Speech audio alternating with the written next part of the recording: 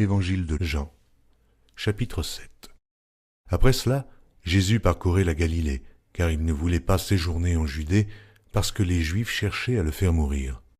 Or, la fête des Juifs, la fête des tabernacles, était proche, et ses frères lui dirent : « Pars d'ici, et va en Judée afin que tes disciples voient aussi les œuvres que tu fais. Personne n'agit en secret lorsqu'il désire paraître. Si tu fais ces choses, montre-toi toi-même au monde. » Car ses frères non plus ne croyaient pas en lui. Jésus leur dit : « Mon temps n'est pas encore venu, mais votre temps est toujours prêt. Le monde ne peut vous haïr.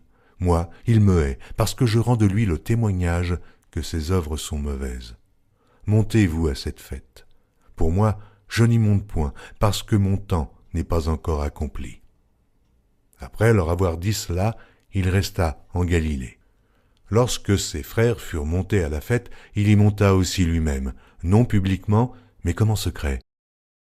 Les Juifs le cherchaient pendant la fête et disaient : « Où est-il » Il y avait dans la foule grande rumeur à son sujet.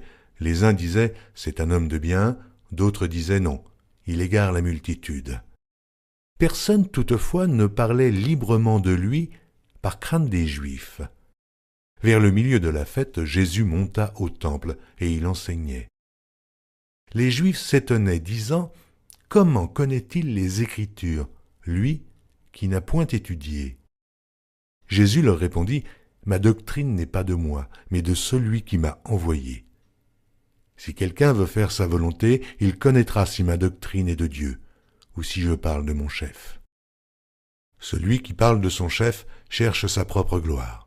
Mais celui qui cherche la gloire de celui qui l'a envoyé, celui-là est vrai, et il n'y a point d'injustice en lui. Moïse ne vous a-t-il pas donné la loi, et nul de vous n'observe la loi ? Pourquoi cherchez-vous à me faire mourir ? » La foule répondit : « Tu as un démon. Qui est-ce qui cherche à te faire mourir ?» Jésus leur répondit : « J'ai fait une œuvre, et vous en êtes tous étonnés.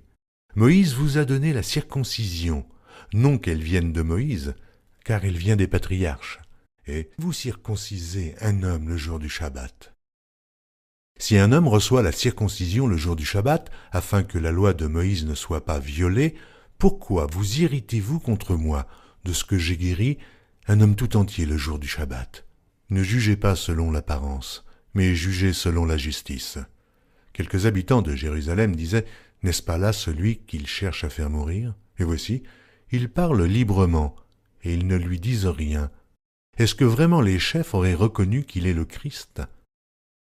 Cependant, celui-ci, nous savons d'où il est, mais le Christ, quand il viendra, personne ne saura d'où il est. » Et Jésus, enseignant dans le temple, s'écria : « Vous me connaissez, et vous savez d'où je suis. Je ne suis pas venu de moi-même, mais celui qui m'a envoyé est vrai, et vous ne le connaissez pas. Moi, je le connais, car je viens de lui.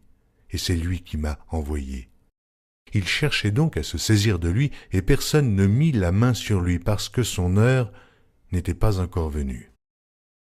Plusieurs parmi la foule crurent en lui, et ils disaient : « Le Christ, quand il viendra, fera-t-il plus de miracles que n'en fait celui-ci » Les pharisiens entendirent la foule murmurant de lui ces choses, alors les principaux sacrificateurs et les pharisiens envoyèrent des huissiers pour le saisir.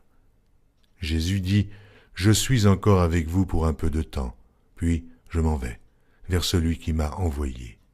Vous me chercherez et vous ne me trouverez pas, et vous ne pouvez venir où je serai. » Sur quoi les Juifs dirent entre eux : « Où ira-t-il, que nous ne le trouvions pas ? Ira-t-il parmi ceux qui sont dispersés chez les Grecs, et enseignera-t-il les Grecs ? » Que signifie cette parole qu'il a dite ? « Vous me chercherez et vous ne me trouverez pas, et vous ne pouvez venir où je serai. » Le dernier jour, le grand jour de la fête, Jésus, se tenant debout, s'écria : « Si quelqu'un a soif, qu'il vienne à moi, et qu'il boive. Celui qui croit en moi, des fleuves d'eau vive couleront de son sein, comme dit l'Écriture. »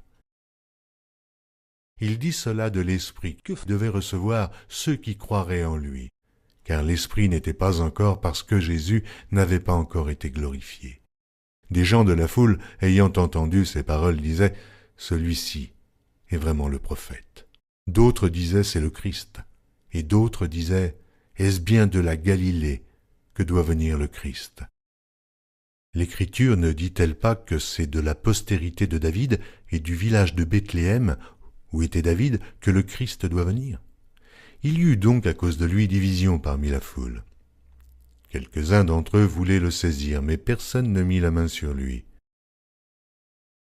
Ainsi, les huissiers retournèrent vers les principaux sacrificateurs et les pharisiens, et ceux-ci leur dirent « Pourquoi ne l'avez-vous pas amené ?» Les huissiers répondirent « Jamais homme n'a parlé comme cet homme. » Les pharisiens leur répliquèrent « Est-ce que vous aussi, vous avez été séduits? Y a-t-il quelqu'un des chefs ou des pharisiens qui ait cru en lui? Mais cette foule, qui ne connaît pas la loi, ce sont des maudits. » Nicodème, qui était venu de nuit vers Jésus, et qui était l'un d'entre eux, leur dit « Notre loi condamne-t-elle un homme avant qu'on l'entende et qu'on sache ce qu'il a fait ?» Ils lui répondirent « Es-tu aussi galiléen? Examine, et tu verras que de la Galilée, il ne sort point de prophète. » Et chacun s'en retourna dans sa maison.